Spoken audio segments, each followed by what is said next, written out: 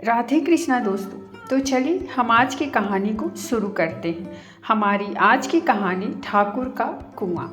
जोखू ने लोटा मुंह से लगाया तो पानी से सख्त बदबू आई।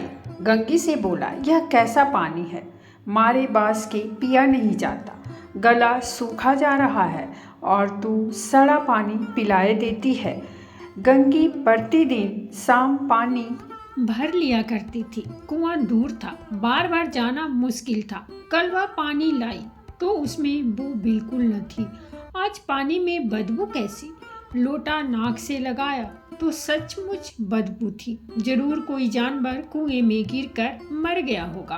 मगर दूसरा पानी आवे कहाँ से? ठाकुर के कुएं पर कौन चढ़ने देगा? दूर से लोग डांट बताएंगे, साहू का कुआं गांव के उस सिरे पर है, तुरंत वहां भी कौन पानी भरने देगा? कोई तीसरा कुआं गांव में है नहीं। जोखू कई दिन से बीमार है। कुछ देर तक तो प्यास रोके चुप पड़ा रहा, फिर बोला, अब तो मारे प्यास के रहा नहीं जाता, ला थोड़ा पानी नाक बंद करके पी लूं। गंगी ने पानी न दिया। खराब पानी से बीमारी बढ़ जाएगी इतना जानती थी, परंतु यह न जानती थी कि पानी को उबाल देने से उसकी खराबी जाती रहती है। बोली, यह पानी कैसे पियोगे? न जाने कौन जानवर मरा है, कुएं से मैं दूसरा पानी लाए देती हूँ।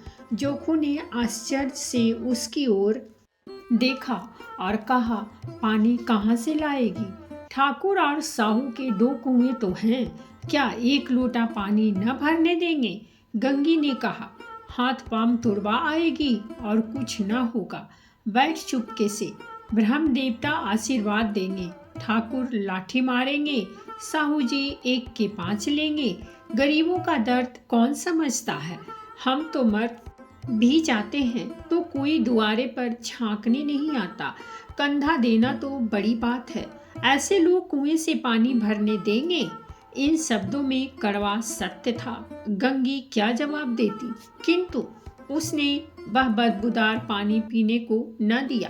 रात के 9 बजे थे। थके मांदे मजदूर तो सो चुके थे। ठाकुर के दरवाजे पर 10-5 बेफिक्रे जमा थे। मैदानी बहादुरी का तो अब न जमाना रहा है न मौका। कानूनी बहादुरी की बातें हो रही थी। कितनी होशियारी से ठाकुर ने थानेदार को एक खास मुकदमे में रिश्वत दी और साफ निकल गए। कितनी अक्लमंदी से एक मार्के के मुकदमे की नकल ले आए। नाजीर और मुहतिमम सभी कहते थे नकल नहीं मिल सकती। कोई 50 मांगता, कोई 100। यहाँ बेपैसे कौड़ी नकल उड़ा दी। काम करने ढंग चाहिए। इसी समय गंगी कुएं से पानी लेने पहुंची। कुप्पी की धुंधली रोशनी कुएं पर आ रही थी। गंगी जगत की आड़ में बैठी मौके का इंतजार करने लगी। इस कुएं का पानी सारा गांव पीता है, किसी के लिए रोका नहीं, सिर्फ ये बदनसीब नहीं भर सकते। गंगी का विद्रोही दिल रिवाजी पाबंदियों और मजबूरियों पर छूटे करने लगा। हम क्यों नीच हैं और ये लोग क्यों ऊंच हैं? इसीलिए कि ये लोग गले में तागा डालते हैं। जहाँ तो जितने हैं एक से एक छठे हैं। चोरी ये करें, जाल फरेब ये करें, झूठे मुकदमे ये करें। अभी इस ठाकुर ने तो उस दिन बेचारे गड़ेरिए की भेड़ चुरा ली थी और बाद में मारकर खा गया। इन्हीं पंडित के घर में तो 12 मास जुआ होता है। यही साहू जी तो घी में तेल मिलाकर बेचते हैं, काम करा लेते हैं, मजदूरी देते नानी मरती है। किस किस बात में हमसे ऊंचे हैं? हम गली गली चिल्लाते नहीं कि हम ऊंचे हैं, हम ऊंचे हैं। कभी गांव में आ जाती हूँ तो रस भरी आंख से देखने लगते हैं, जैसे सबकी छाती पर सांप लौटने लगता है। परंतु घमंड यह कि हम ऊंचे हैं। कुएं पर किसी के आने की आहट हुई। गंगी की छाती धक धक करने लगी। कहीं देख लें तो गजब हो जाए, एक लात भी तो नीचे न पड़े। उसने घड़ा और रस्सी उठा ली और झुककर चलती हुई एक वृक्ष के अंधेरे साये में जा खड़ी हुई। कब इन लोगों को दया आती है किसी पर? बेचारे महंगू को इतना मारा कि महीनों लहू थूकता रहा, इसीलिए तो कि उसने बेगार न दी थी। इस पर ये लोग ऊंचे बनते हैं। कुएं पर स्त्रियां पानी भरने आई थी। इनमें बात हो रही थी, खाना खाने चले और हुक्म हुआ कि ताज़ा पानी भर लाओ। घड़े के लिए पैसे नहीं हैं। हम लोगों को आराम से बैठे देखकर जैसे मर्दों को जलन होती है। हाँ, यह तो न हुआ कि कलकसिया उठाकर भर लाते, बस हुक्म चला दिया कि ताज़ा पानी लाओ। जैसे हम लौंडिया ही तो हैं। लौंडिया नहीं तो और क्या हो तुम। रोटी कपड़ा नहीं पाती, 10-5 रुपये भी छीन झपट कर ले ही लेती हो।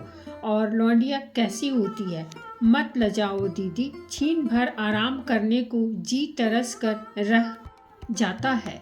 इतना काम किसी दूसरे के घर कर देती तो इससे कहीं आराम से रहती। ऊपर से वह एहसान मानता। यहाँ काम करते करते मर जाओ, पर किसी का मुंह ही सीधा नहीं होता। दोनों पानी भरकर चली गई तो गंगी वृक्ष की छाया से निकली और कुएं की जगत के पास आई। बेफिक्रे चले गए थे।